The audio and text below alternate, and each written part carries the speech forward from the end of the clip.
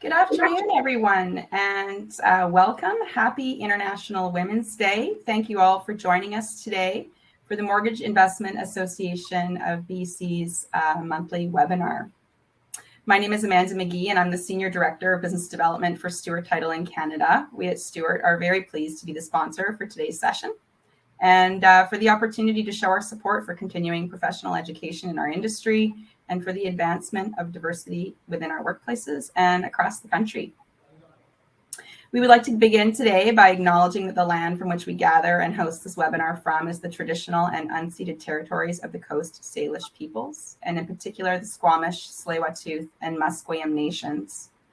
We encourage everyone to explore the rich history, knowledge, and experience of Indigenous peoples in Canada, both past and present. On behalf of the MIABC, I'd like to point out a couple of features. We have the chat function and the Q&A function within the Webinar Jam software, so please do familiarize yourself with those, and I encourage you to participate in our discussions today. I'd also like to let everyone know about several upcoming events we have taking place within the MIABC. We have a developers panel scheduled for April 19th. As well, we are hoping to host our first return in-person live event, fingers crossed, at the Terminal City Club next month. So please visit the website at MIABC, and you can have access to more information there and also the ability to register.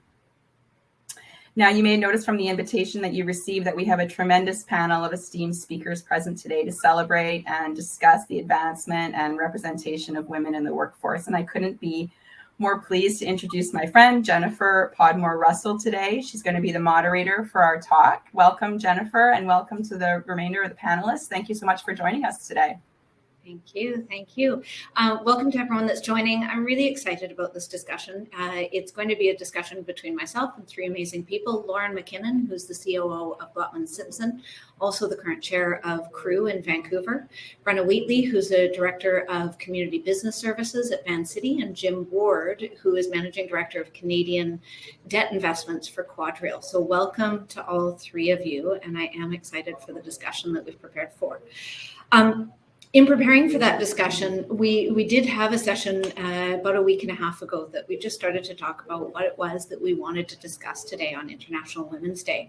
And perhaps one of the best questions was the one that Jim posed at the end of our time, which actually extended it by about 15 minutes, which was just a question to the rest or to the three of us of what does International Women's Day mean to each of us? And I don't think any of us had a readily available answer, and each of us had different opinions. But some of the things that we came to was one, I think each of us in one of our first reactions was that we did wish that there wasn't a special day to recognize women.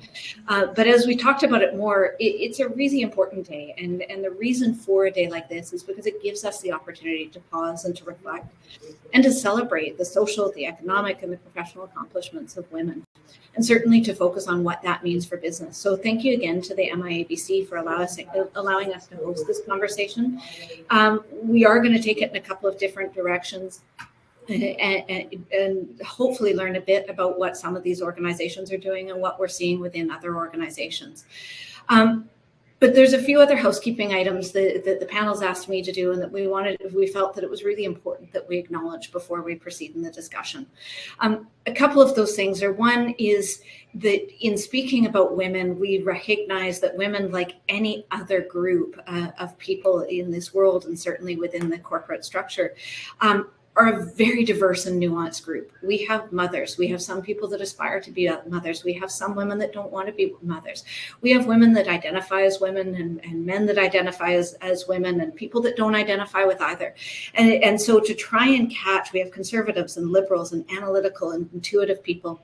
We are as diverse as any other group of people that we talk about. And so we want to acknowledge that we come with our own experience and our own knowledge and our own learnings, but don't profess to represent all of women within this discussion because it just simply isn't possible, but we will do our best to share what we've seen around the working environment and what that is, acknowledging there is no mold for what a woman or a working woman is. We also reflect that while we tried to reflect diversity within this panel doesn't reflect the diversity of women within the workforce. And so it was important that we represent that because we do come with our own identity and our own experiences, and that is what we're bringing to the dialogue. But we're excited to get going. So the other thing that we wanted to talk about just to kick off the dialogue and the discussion is the numbers as where we stand today and where we're at. And we aren't going to look too far back on where we've come from, but there are a couple of aspects of current day that we thought were really important and shape some of the discussion that we'd like to have with you all. First is labor participation. So the pandemic lifted the veil on a number of societal issues and issues within the workforce and challenges that we're all experiencing, and gave us the opportunity to address them and become more aware of them and change how we come out. One specific for today is that labor participation. In the early days of COVID, we saw women leave the workforce at twice the rate that men did. And now 2 years into it, and arguably into that recovered stage of the pandemic, and certainly recovered within the BC context, the number of women participating in the labor force still remains lower than pre-pandemic levels. And so we bring that as a number, but we also bring that as an opportunity, because one of the other things that we've talked about is just how competitive the market is, that the size of the job vacancy rate, and that ability to actually use the opportunities of how do we cater, or how do we position, or how do we attract these people that aren't currently in the workforce back into it as a strategic opportunity for us to continue to grow companies. A few other numbers, CREW and Lauren was able to share some of the survey numbers that CREW has done on the real estate industry specifically. So within the real estate industry, which includes a lot of our companies, there's still a gender pay equity gap of 10% in position to position across the board. So 10% women get paid 10% less for the same or similar job as their male counterparts. And there's a 52% bonus discrepancy within the pay and compensation in our industry. Industry participation by women within the real estate is at 38%, which does continue to grow. And executive representation is at 32%, is at 9% right now, although more are aspiring. Now, if we expand that look, we do see that real estate public companies are now at 25%, according to the Osler's report on the Canadian market. And those are some of the reasons for optimism as well. In 2017, a survey that Osler's did of all public and private boards, 37% of companies had no women directors. And in 2021, that number is only 16% of companies with no female directors. According to the World Economic Commission, companies with strong diversity report a 47% increase in innovation revenue. And that's more than twice those that don't have diversity and representation within their boards. And those are some of the opportunities that I think most of us know exist right now. And as I said, according to Osler's, 25% of public executive roles in the Canadian real estate industry are now filled by women. So there's no question that there's a connection between profitability and diversity. There's no question that there's a business opportunity for each of us to look at. And where we want to take this now is really to turn it over to the group to talk a little bit more about what we're seeing in the industry, what's working, what some of the opportunities are. And so the icebreaker that I'd like to ask each of the panelists is really, what brings you to the panel today? Why did you say yes to speaking on this? I think each of us talked about how intimidating it is to participate in something like this. And Jim, I'm going to pick on you first. Of what do you hope we leave the dialogue with? Thank you. Yeah, a couple of things. One, I appreciate the opportunity to speak here, and probably a lot of people are thinking, what's the old white guy doing on a women's panel? But it was exactly this, to foster some conversation and bring different perspectives. In my role, I've been at QuadReal since May of 2020 and opened a Toronto and Vancouver office and hired a variety of different roles to fill those, and have been struck by the challenges. We'll talk about the real estate industry in the different areas, but there are a lot of areas where we still haven't seen growth.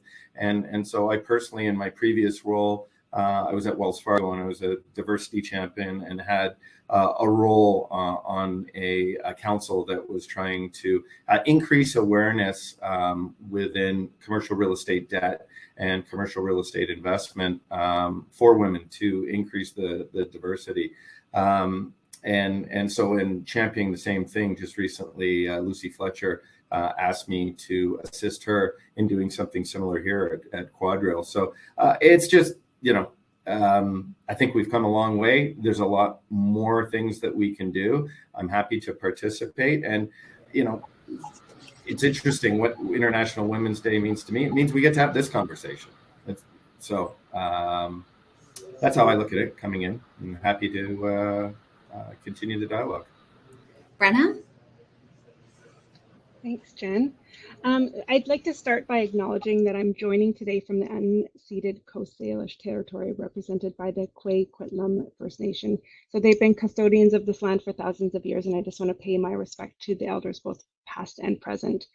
With this year's theme being Break the Bias, I hope we leave this dialogue with more understanding and a greater commitment.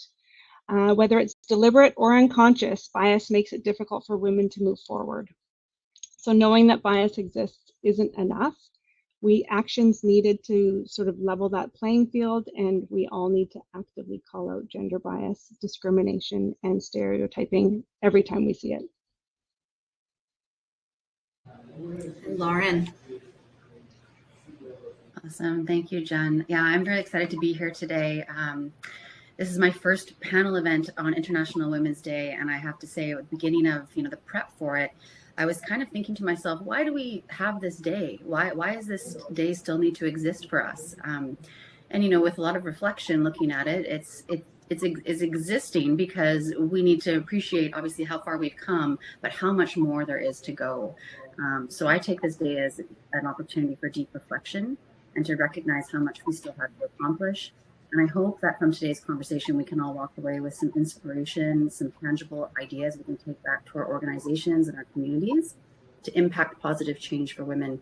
I know for myself personally at Glotman Simpson, we took a picture today with all of our female staff out front of our office. And the first time where I looked around and went, wow, we have a huge solid representation of females within our engineering environment, which is fantastic.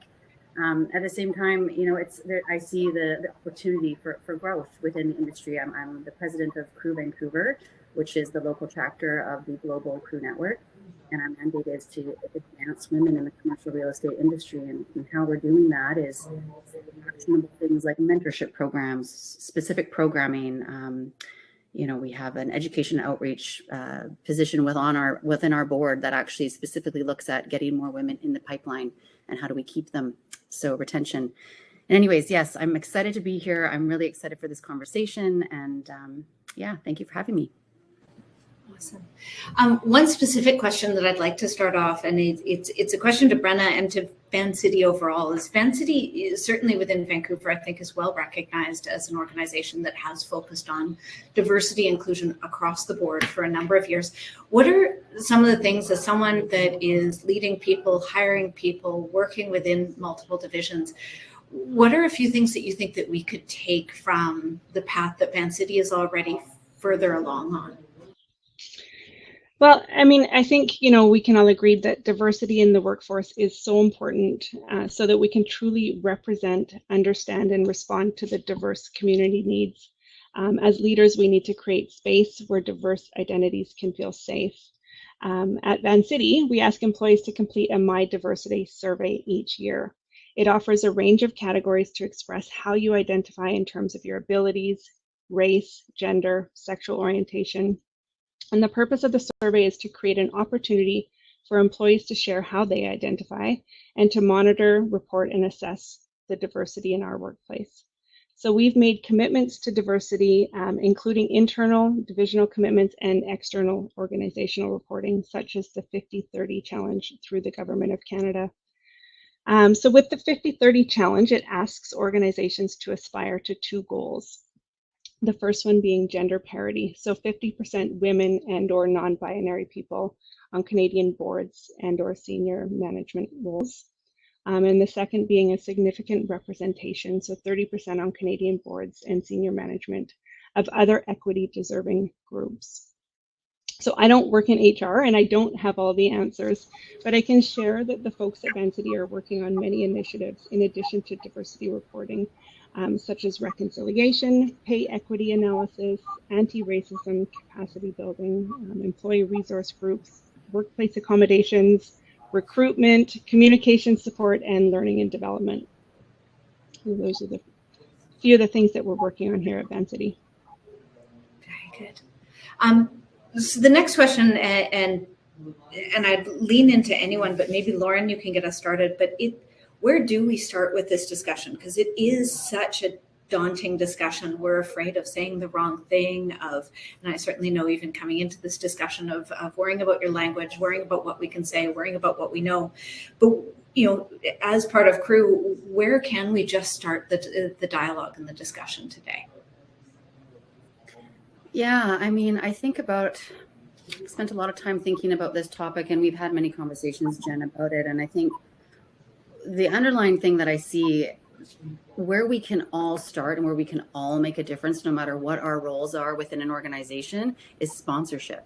So it's getting curious, it's asking questions, it's, having those conversations with people in your organization, male or female, and providing that sort of next level relationship within the industry. So I think about with Crew, the mentorship program, which is fantastic. We match emerging leaders with intermediate or senior seasoned professionals in the industry. I think that's an awesome initiative, but I think it goes a step further than that, and it's creating those opportunities for sponsors within our organizations and industry. And it's simple things like, rather than shared experience with people within your organization, is to take a step further and say, okay, what kind of coaching conversation could I have to really elevate this person and be, honest with kind of the role that we play and how to elevate them and kind of be their spokesperson to get them over this gap. I think we see a lot of people entering the industry, a lot of women entering the industry, and it sort of fades off. The retention is not there. And a lot of that is a big thing is also that they don't have the sponsorship, but they also don't have the female role models to look to in the industry to say, hey, that is doable. I'm able to have this path. I see it clearly in front of me. So I think that, sponsorship is a huge one, and it really comes from the top down, and it's senior leaders taking that, I'm going to make a solid effort to be a sponsor. And maybe I say to myself, two people this year, I want to considerably take an effort and sponsor and coach and have them under my wing as a leader. I think that for me kind of starts the conversation on what we can all do specifically. I want to stay on this topic actually with each of you, because as sponsorship, mentorship champions, we spent a lot of time talking about that. But what does that mean, Brenna or Jim, to you in terms of, what do you think is important when we're acknowledging mentorship versus sponsorship? And what does that mean as a commitment to any of us that are really going to lean in on that side? Ladies first, Brenna, on International Women's Day. Thanks, Jim. So when I think about the difference between mentoring and sponsorship, I mean, certainly mentoring is really that sharing stories, listening, guiding, being curious, like Lauren said, asking questions. But sponsorship is when you're really helping someone along their journey and encouraging them and speaking up on their behalf for new opportunities as well.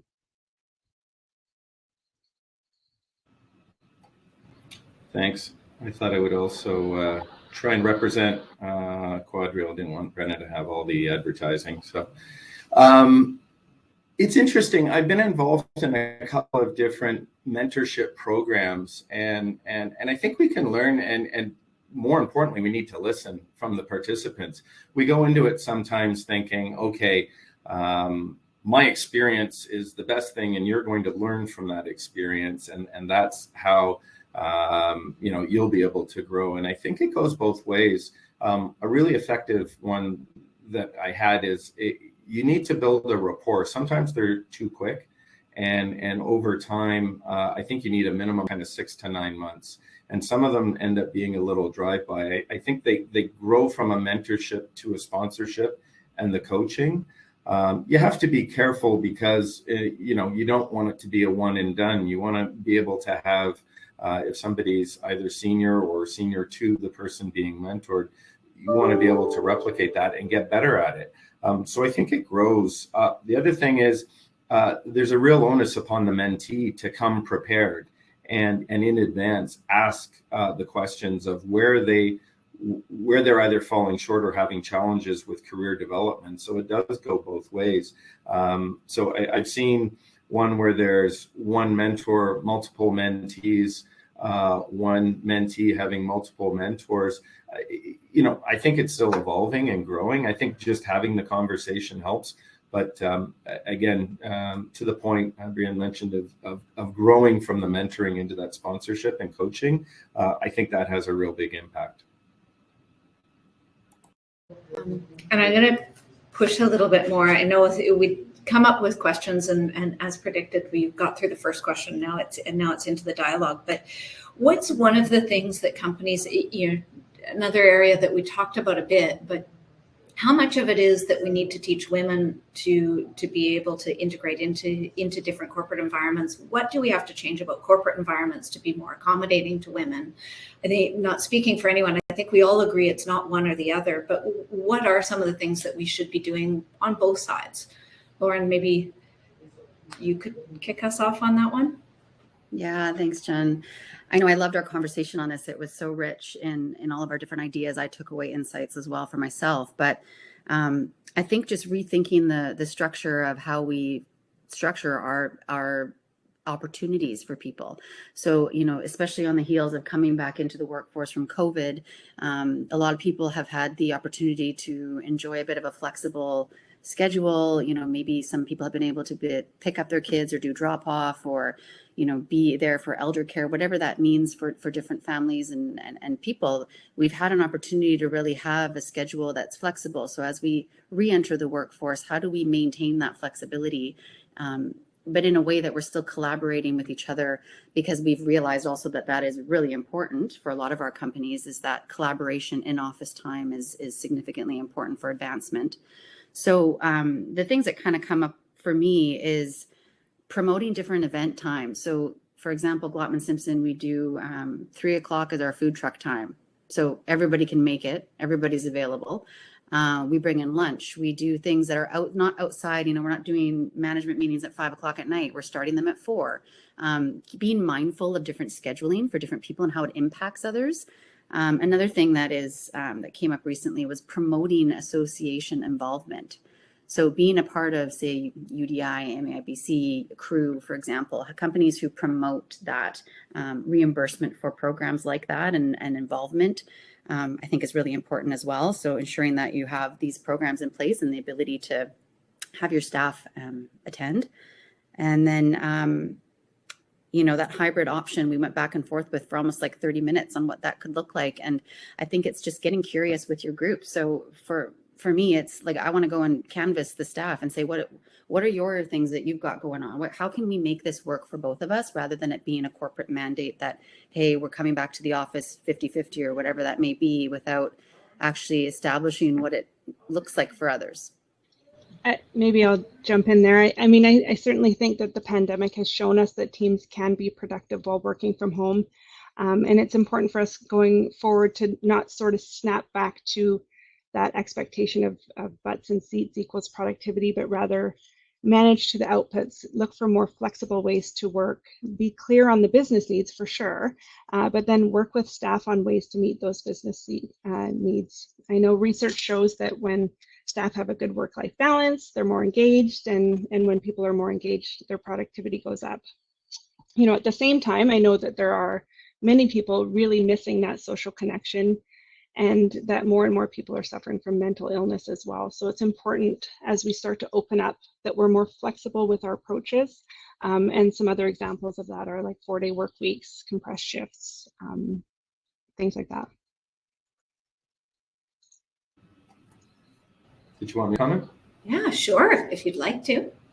Yeah, it's interesting. I share a lot of the perspectives, and also the one thing, and it really depends on some of the roles and where you are and what you do. And I think sometimes different areas of the business really benefit from that in-person collaboration. And it's been interesting. Hence CN Tower, located in Toronto, and QuadReal really recently just came back last week to the office full time after things being lifted. And I don't disagree. A lot of people look at the perspective that we were able to succeed and to shift and accommodate during the pandemic and operate from teams. We also had a very rising real estate environment, so we were able to be successful, and there was a lot going on. But the collaboration, and we are social beings, and the interaction, and some people may or may not want that. And I think the key is the flexibility, but recognizing, I know at least at QuadReal, the collaboration and interaction is our secret sauce, and so we really do promote where we can that interaction. We want people to be safe. We want people to be comfortable. We want to be flexible, and I think we always were, even pre-pandemic. But it is important that we have that interaction above and beyond. Real estate's a three-dimensional business, and so I like to get beyond teams, even though I'm enjoying this webinar. Perfect. Maybe shifting gears a bit, but Jim, I'd like to come back to you, because one of the other areas that we discussed quite a bit was around building teams. And we talked a lot about, we've certainly talked a lot, and we can go back to it, of women really starting to be missed within the corporate DNA at a middle management and more senior. And we are seeing more fall off. We're seeing more and more women want to or aspire to senior leadership, but not necessarily yet getting there, according to Crew. But if we were to take a step back and even go to the start of teams, what would it look like if we started thinking about building teams differently? If we were to prioritize diversity, what does that change in terms of hiring, in terms of who you look at? Can it be done? And Jen, you're someone that is doing it. So how does that change your lens or perspective when you start thinking about building and hiring for a team? For sure, there's a lot here, and I've spent a lot of time thinking and trying different things as to how and where we build a team. I mean, fortunately, QuadReal is only 5 years old, so we had a blank slate and an opportunity to kind of pull from what we thought was the best in the industry. Some of our competitors, we had 3 Genesis companies that we came from that came together and were able, I think the team did an incredible job in terms of being thoughtful as to how and where we approach. And I think we have very good gender diversity throughout.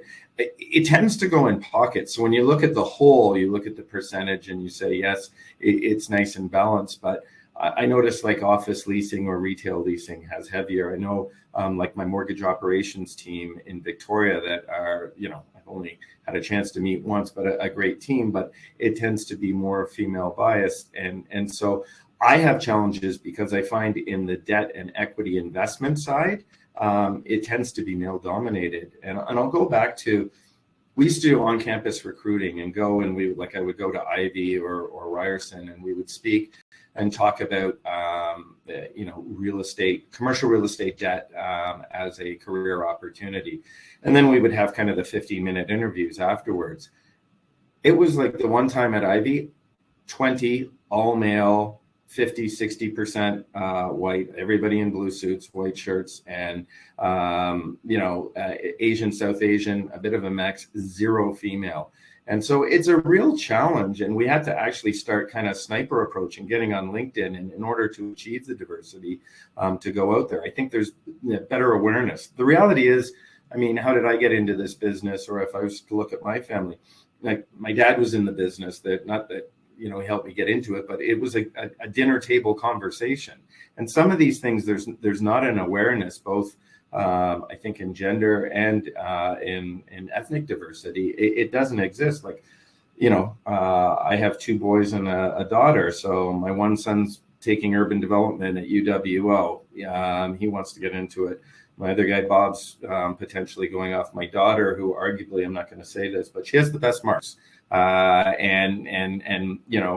It's looking, she wants to go NYU Psych and has no interest in business, and that's cool. But now am I perpetuating the problem because I'm putting 2 more into it and the way it goes? So we really have to be targeted. I would say, probably ruffle some feathers here, but I've said when we've looked at some analyst hires, And I've said this before, I don't want it to become a hockey camp where there's a bunch of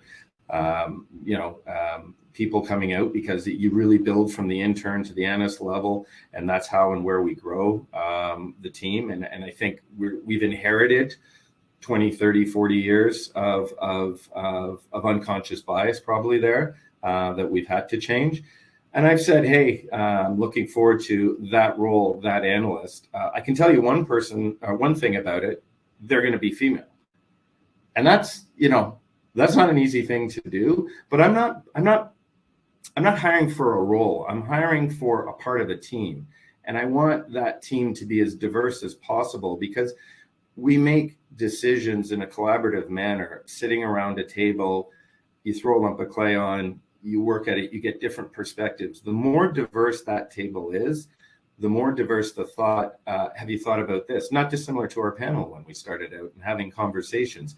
You get better ideas and things that come out of it. So people might look and say, oh, you're reversing the trend and going the wrong way by doing that. Well, I disagree. I think I want to build a mosaic, a team that is representative of our customers, our community. And that way you're making the best decisions. You're making informed decisions. So I'm guilty of doing that. And I think, maybe has the pendulum swung so far that you have to kind of break it to change it? Maybe. Can I jump in on that one as well? Just for 1 second, I would never call you guilty of doing that. I would say that I would praise you for doing that. But second, just wanted to remind everyone that is listening, you may have a ton of questions. You can send them to me directly. You can put them into the chat. We will get to them. So if you have any questions coming out of this, don't hesitate to send it to myself directly or to the group, and we will get to those in the end. But yes, back to you. Sorry, one other thing, just to clarify the reason I say that.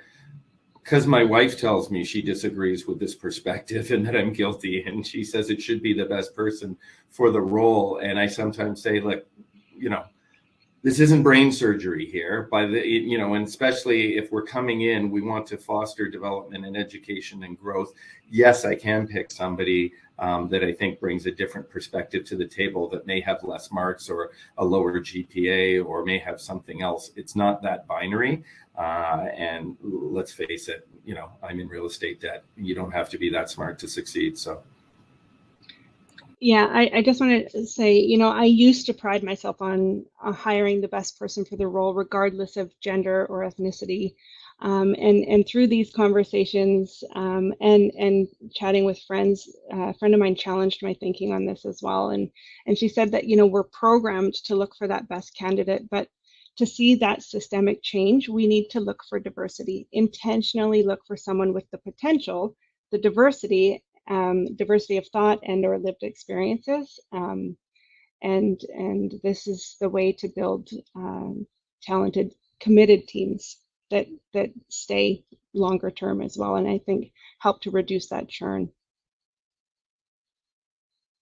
I would also just add there, it's getting diversity in the door, right? So it's looking for different ways that you guys are posting jobs out there, and what universities are you going after? We've extended our reach across Canada, and got involved in different university programs that have women's groups like WISE, women in science and engineering, things like that, to really diversify the applicants coming in, doing events at universities to, hey, engineering is structural engineering specifically is a valuable career opportunity that maybe someone wasn't looking at before. Additionally, is once you've got them in the door for the interview, it's having a diverse hiring panel. So we have a committee on our hiring panel that meets with any new candidate through the door. So we ensure that match is made, and that they're a good fit for the team as a whole. And that's, my hiring committee is a diverse hiring committee across the board, making sure that that's there. Very good. Sorry, Brenna, did you have anything else to add? Or No. Earlier. So and this is maybe potentially a quicker question, but one of the things we have talked about a couple of times in terms of the framework was that notion of balance. To each of you, does balance mean a lower work output, or does it mean something else? Because I think in a lot of conversations, balance goes to less work. But what are other components of how you define balance within your organizations? Or does it mean that balance simply means a lower level of productivity? I can start. Yes, sure. I don't think it means work-life balance is important. It's how you get there. The reality is, again, if you're wanting to collaborate, and the other thing is that we maybe didn't touch on about being back in the office. It's being part of the ecosystem, the osmosis of, seeing, getting exposure to more senior people that you may not just through impromptu conversations. But I think you need to have flexibility, and to the extent, and my team's probably laughing at me right now because I do like having us together. But if somebody's got to either work from home or they have a priority or depend upon, hey, I've got to stop early and pick it up. I'm open to that, because then I think that is the work-life balance. I think it gets tough to jostle. I mean, for myself, to be picking up the phone at 8 o'clock or 9 o'clock and working on the West Coast time can be a challenge on the home front. And it feels like, with technology and the connectivity that we have, sometimes you're never turned off. But I think it's prioritizing. And even during your day, if you have to schedule time off and prioritize how and where you can spend time, is that balance? Productivity, arguably, if you have more balance, you're more productive in the time that you're working. Yeah, I was just going to say that. I think, when people have flexibility and better work-life balance, they actually want to work even harder for you. And so you see more productivity, not less.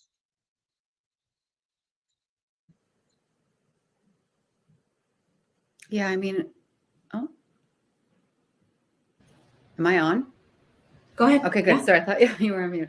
I would just say, when I think about balance, is that my entire plate is my life, and how I balance different pieces, components of work and life within it. That's what, when I'm talking to staff within our firm, it's like, how can we impact your entire life so you have balance across the board? It's not just like, well, I'm going to carve out, I have an 8-hour day today, or I'm, making sure I have this amount of time. It's like, how can you, take a break in the middle of the day if you need to get some stuff done? Like, completely have a more flexible plate of your entire work-life balance.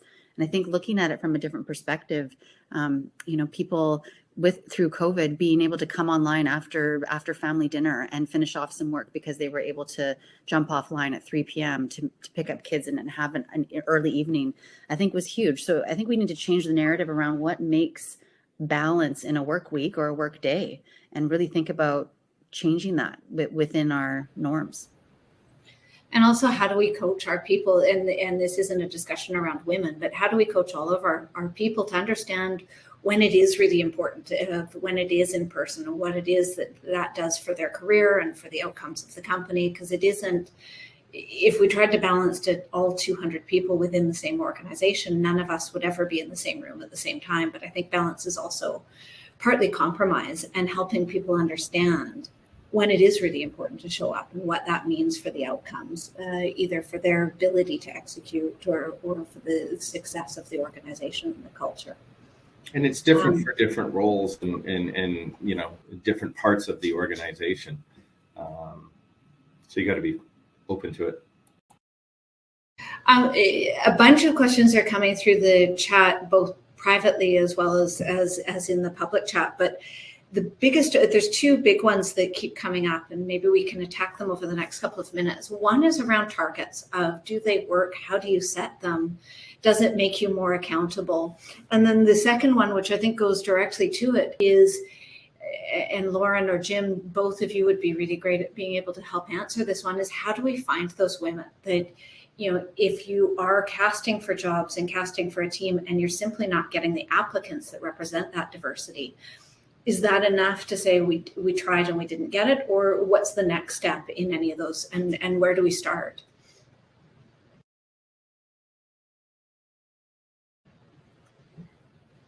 Yeah. I mean, Lauren, maybe going to you. I mean, you've probably seen through the schools, but are there things that have worked over the years?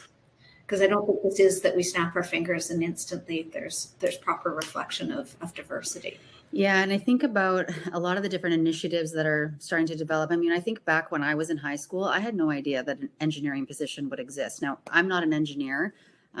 What makes it so awesome that I'm part of an engineering firm is I have a female and a non-engineering perspective in the environment that I'm in, which is awesome. Had I been an excellent at science and math, maybe I would have thought about engineering as a career path. But it wasn't like we had career days in high school where we got to know what those career paths were. And I think that it starts at the young age to say, you know, here's the opportunities that are available to you. Here are people speaking to you of, you know, all the different paths that are available and options, and then nurturing that. So you don't have to stick with the, you know, path that somebody else did, because there's a lot of opportunities for people. And I think that we tend to almost stifle that, and maybe people get down, you know, students, I'm thinking about younger generations, get down a path, and do they really want that path for their future? And, you know, how can we be, I guess, more deliberate in our school systems to open up opportunities to see like how many different career paths there are available and the role models within them. I don't know if that answered the question or not, or if I just... No, I think there are no wrong answers in this dialogue. It's simply a discussion. But maybe on that recruitment and on that targeting, as companies, should we be a bit more honest about not just what our targets are, but some of the struggles to get there?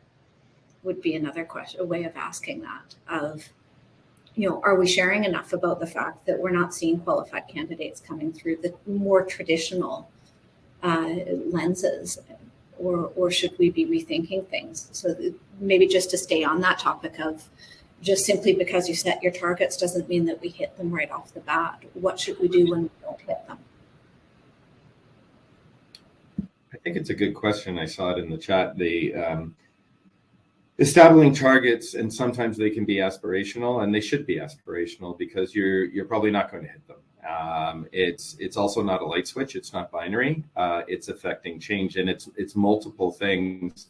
Lauren's comment, you know, our recruitment team and on campus is very active, and we focus on schools that attract real estate talent. Like I think of Ryerson, and sponsoring competitions at the university level to raise awareness and to give opportunities. You know, we're international. We're Hong Kong, London, New York, LA, Toronto, Vancouver, Victoria. And so it's part of that. It's not one thing, it's a number of things, but you set a goal to aspire to and try. And there's a question, you know, I've talked about the challenges of finding talent that is diverse, and you know, it's not exact. It's not an exact science, but you continue to try.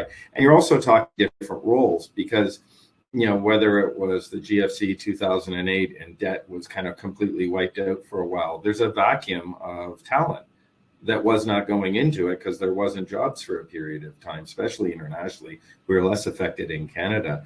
But when you're looking at intern, analyst, associates, VPs, SVPs, and all the way up, it's tough. And the reason we're having this conversation and trying to affect change is to build for the future. And you can't, it's not like you can go from engineering and say, okay, now I want to go into investments, right?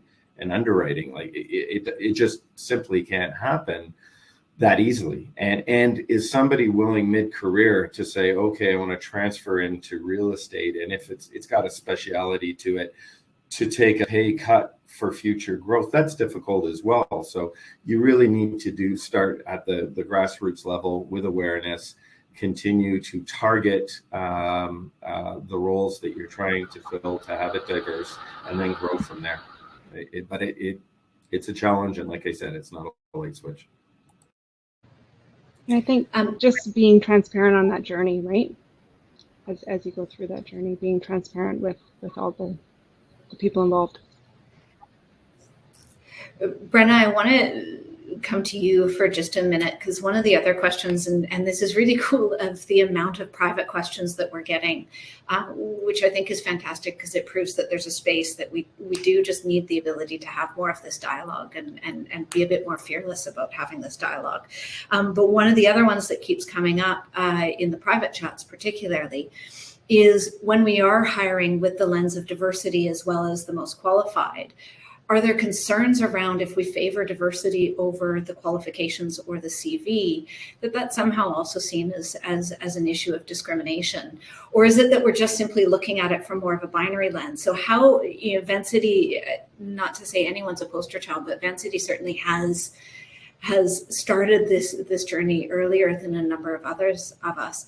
What's your experience there, Brenna? Is it one or the other, or do you have the ability to change as you focus on diversity?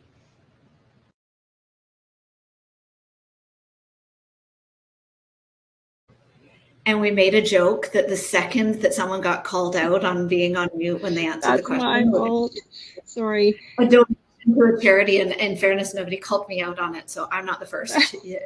I'm the first, you're the second, Brenna. Yeah, I think, I don't think that we need to, worry about the potential legal issue of discrimination. I think, if we're transparent in the whole process, like I said before, and we've got diverse panels doing the interviews, and we're looking for someone that's going to be the right fit long term, then I don't see that as an issue. Yeah, I like thinking about the question around hiring with the lens of diversity is just that we're really expanding how we look to fill that team, and that we are doing away with some of our unconscious bias to find that next member that adds to the team, as opposed to looking at that sort of checklist of a CV. But Lauren, you've done a lot of hiring. Is that a concern within Glotman Simpson as well, that somehow discrimination, or is it a different lens that you look at? Yeah, I mean, I think it's not just, we're looking at gender diversity as well as cultural diversity within Glotman Simpson. So there's a number of different components that come into this. And we blind screen our resumes for this specific reason, is that we post jobs, making them, we've looked at the language, we've made sure our job postings are appealing to both genders and, are very clear and concise.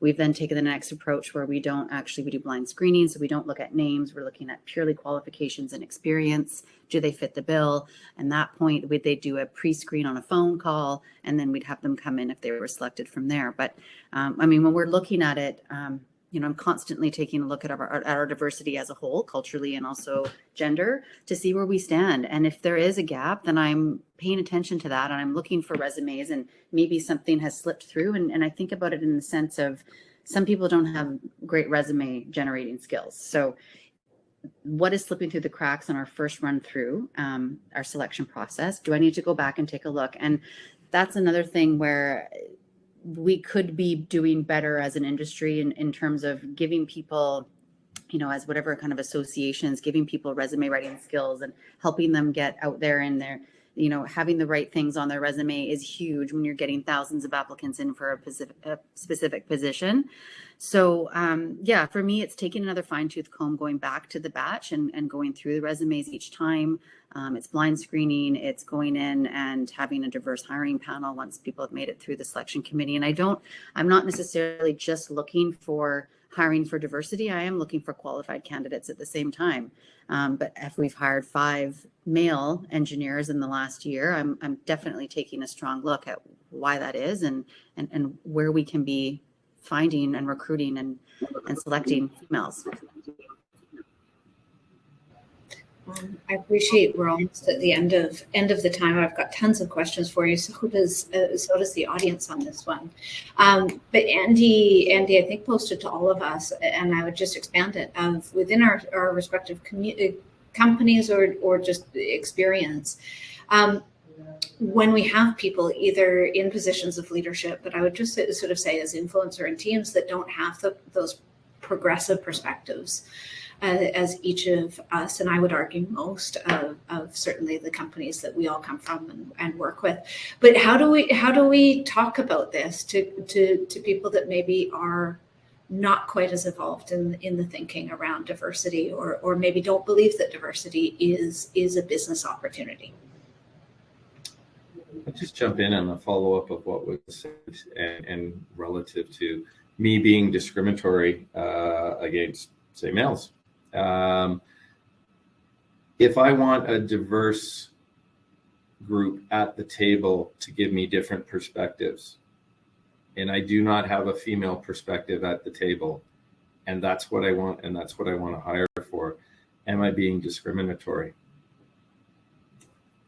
I'm building a team, and it's something I'm looking for, and I think that we're going to make better decisions on behalf of our stakeholders.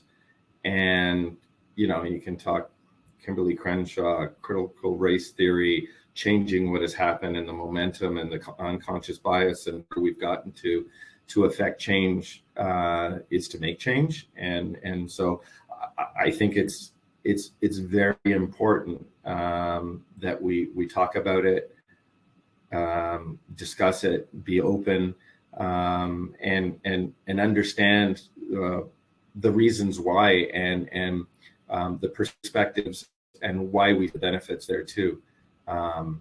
This isn't a numbers game. I'm not just trying to do a ratio and say, oh, you know, I need 25, 50, that's great, and setting goals and to aspire to. It's also the individual that is coming to the table. But I do want, be it gender and ethnic diversity, brought to the table to bring different perspectives. And I firmly believe that's the best thing to make the best decisions. We're dealing with risk every day. We're deploying capital into investments. I want the best perspectives at the table. So happy to share it.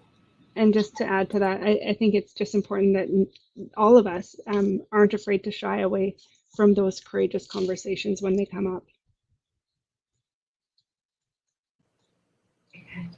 I know that we're running out of time. My last question for each of you is what if anything, have we not talked about in this panel? Because I know that we had a whole ton of other conversations going over during prep of this, but from each of you, is there something that hasn't been said yet that we want to make sure is imparted before we end the session? I think if I could say something, you know, I come from an HR background and I wear the HR hat here in my role. But I think DE&I, diversity, whatever we're looking at, it isn't an HR function, and it isn't something that should fall to one sort of leadership group within a company. I think we all have a responsibility, no matter what level in leadership we're in, to bring these conversations forward, to have these courageous moments. You know, if you see something that is not aligned with diversity, equity, or inclusion, to say something. And that could be, you know, in the boardroom, a comment is made, or you walk by and you don't see one female in a senior leadership boardroom. Like pop in and say something. Have the courage to do it in a nice way. Obviously, within our industry, I know that I've been able to do that a couple of times, a bunch of times actually, and it's been met with tell me more about that. Like, I actually didn't even notice. I didn't notice that we were doing that. I didn't notice we had this unconscious bias or this, you know, process or structure within the organization that wasn't inclusive. So I encourage everyone to be that leader and be that champion, no matter what your position is. I can add my thoughts on that. I mean, I think it's important that you step outside your comfort zone, and that's when you sort of grow personally and professionally. And at the same time, it's okay to show vulnerabilities as well as a leader. And there's that old saying, check it at the door. We all know that, what goes on at home comes to work with you, and what goes on at work goes home with you. So it's important to get to know that whole person and lead with that compassion and empathy.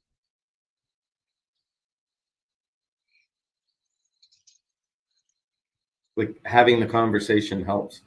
I'm from the old guard, 35 years in this business. Like, Jen, you were talking back your days at Collier's. Like, think of Mandy and Trish that really started out in the brokerage side of things, which is still very male dominated. Like, look at Nareet, she's one of the few at the top of her game. But it's I don't have all the answers. I come in with a natural, not an unconscious, there's a bias from my total DNA and history in this business, but I'm trying to change. And I'm not going to get it right every time, but at least having the conversation. I learned tons from having the pre-dialogue and this dialogue here today and the questions coming in. But it's just having the conversation and trying to affect change, trying different things, learning from mistakes, being open about mistakes made and how we can do it better. And just, you know, it's a conversation. And again, I've said it's not a light switch. Trying to affect change will take time, but understand, you know, kind of heart, mind's in the right place, and we're trying to go a certain way.